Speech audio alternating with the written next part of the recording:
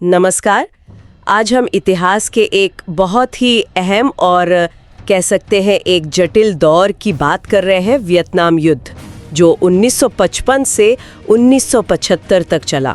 जी। हमारे पास कुछ स्रोत है वियतनाम युद्ध, कारण, परिणाम और सबक से जुड़े हुए।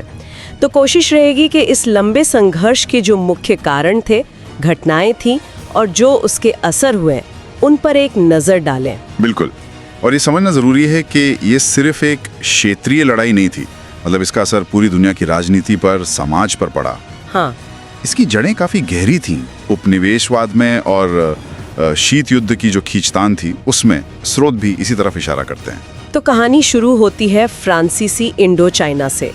स्रोत बताते हैं कि वहाँ हो ची मिन के नेतृत्व में एक राष्ट्रवादी आंदोलन काफी जोर पकड़ रहा था। जी। फिर पहला इंडो चाइना युद्ध हुआ और 1954 में जेनेवा समझौते हुए। हाँ, और उन समझौतों ने वियतनाम को मतलब ताम तौर पर, स्थायी तौर पर 70वीं समानांतर रेखा पर बांट दिया। अच्छा। उत्तर में हो ची मिन की कम्युनिस्ट सरकार और दक्षिण में एक गैर कम्युनिस्ट शासन। पर ये बंटवारा स्थायी तो नहीं होना था, है ना? नहीं, बिल्कुल नहीं। योजना ये थी कि 1956 में पूरे देश में चुनाव होंगे एकीकरण के लिए। पर वो चुनाव कभी हुए ही नहीं। दक्षिण के जो नेता थे, नोगो दीन डीएम और उनके अमेरिकी समर्थक, उन्हें डर था कि हो ची मिन जीत जाएंगे। अच्छा, तो चुनाव टाल दिए गए। हाँ, चुनाव हुए ही नहीं और यहीं से मतलब तनाव और बढ़ गया। स्रोत बताते हैं कि डीएम का शासन काफी दमनकारी था, तो दक्षिण में ही उनके खिलाफ विरोध बढ़ने लगा। और इसी विरोध का फायदा उठाया वियतकॉन्ग ने। बिल्कुल।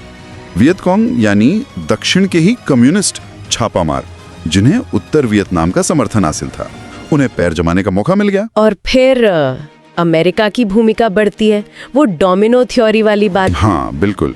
अमेरिका को ये डर था कि अगर वियतनाम पूरी तरह कम्युनिस्ट हो गया तो फिर जैसे डोमिनो गिरते हैं, वैसे ही लाओस, कंबोडिया, थाईलैंड सब एक के बाद एक कम्युनिस्ट हो जाएंगे। हाँ, और ये डर उस समय की अमेरिकी विदेश नीति पर बहुत हावी था। स्रोत यही बताते हैं। फिर 1964 में वो गल्फ ऑफ टोंकिन की घटना हुई। हाँ, उस घटना ने तो जैसे स्थिति बदल ही दी सभी का।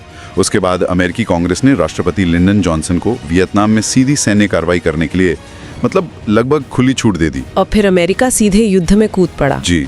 1965 में पहले अमेरिकी लड़ाकू सैनिक वियतनाम पहुंचे और 1968 आते आते तो वहां 5 लाख से ज्यादा अमेरिकी सैनिक तैनात थे। 5 लाख, ये तो बहुत बड़ा आंकड़ा है। बहुत बड़ा।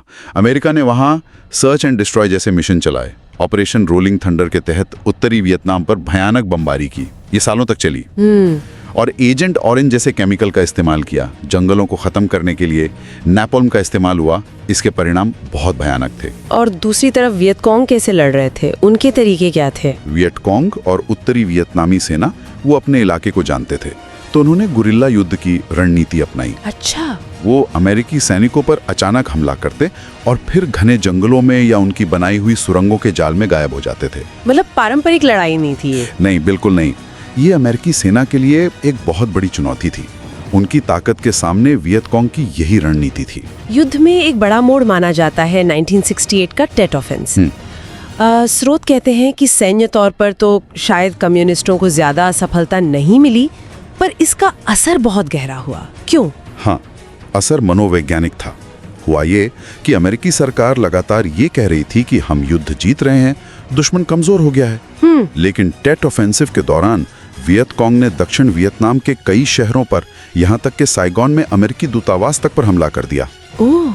और ये सब अमेरिकियों ने अपनी टीवी स्क्रीन पर देखा। इससे अमेरिकी जनता हिल गई। उन्हें लगा कि सरकार जो कह रही है वो सच नहीं है। और फिर युद्ध का विरोध बढ़ गया होगा। बहुत तेजी से। अमेरिका में युद्ध विरोधी आंदोलन बहुत मजबूत हो गया। इसके बाद अमेरिकी नीति में क्या बदलाव आया?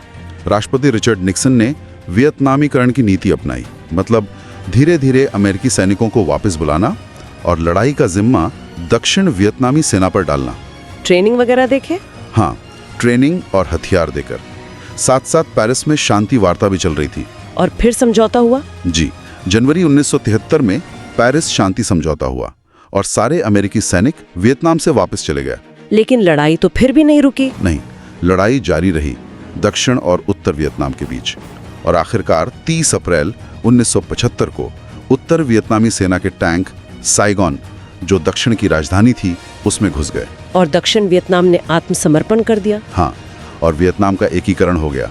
एक समाजवादी गणराज्य के रूप में। इस युद्ध की कीमत बहुत भारी थी। स्रोत बताते हैं कि लाखों लोग मारे गए। हाँ, आंकड़े भयानक हैं।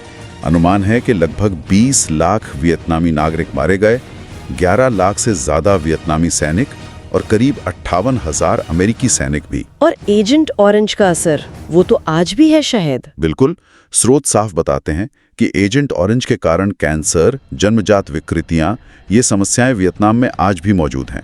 एक बहुत ही दुखद विरासत है ये। और अमेरिका पर क्या असर पड़ा इस युद्ध का, सामाजिक और राजनीतिक तौर पर? अमेरिका में समाज बहुत बुरी तरह बंट गया था युद्ध को लेकर। लोगों का सरकार पर से भरोसा वो काफी कम हो गया। और इसी के बाद 1973 में वॉर पावर्स एक्ट लाया गया, जिसने कोशिश की कि भविष्य में राष्ट्रपति अकेले ही युद्ध छेड़ने का फैसला न कर सकें, कांग्रेस की मंजूरी जरूरी हो। तो कुछ सबक भी मिले इस युद्ध से, स्रोत क्या कहते हैं? हाँ, कई सबक। एक तो ये कि बहुत बड़ी सैन्य ताकत भी डिटर्मिनेशन और चालाक गुरिल्ला रणनीति के सामने कई बार बेबस हो सकती है। सही बात है। दूसरा, किसी भी लोकतांत्रिक देश में जनता की राय कितनी अहम होती है, उसे नज़रअंदाज नहीं किया जा सकता। और शायद सबसे बड़ा सबक जो स्रोत उभारते हैं वो ये कि बिना स्पष्ट राजनीतिक लक्ष्य और ज़मीनी हकीकत को समझे किसी संघर्ष में उलझते जाना कितना खतरनाक हो सकता है। तो ये थी वियतनाम युद्ध के कुछ अहम पहलुओं पर हमारी चर्चा। जैसा कि स्रोतों से हमें जानकारी मिलती है, कैसे ये शुरू हुआ, कैसे आगे बढ़ा और इसके क्या परिणाम हुए। जी, और ये हमें सोचने पर मजबूर करता है ना, कि क्या बाहरी ताकतें कभी किसी दूसरे देश की अंदरूनी सच्चाइयों और जटिलताओं को पूरी तरह समझ सकती हैं? और जब वो अपने बड़े भू राजनीतिक मकसदों के लिए दखल देती हैं, तो उसके अनजाने में कितने विनाशकारी नतीजे हो सकते हैं? ये सवाल आज भी उतना ही महत्वपूर्ण है।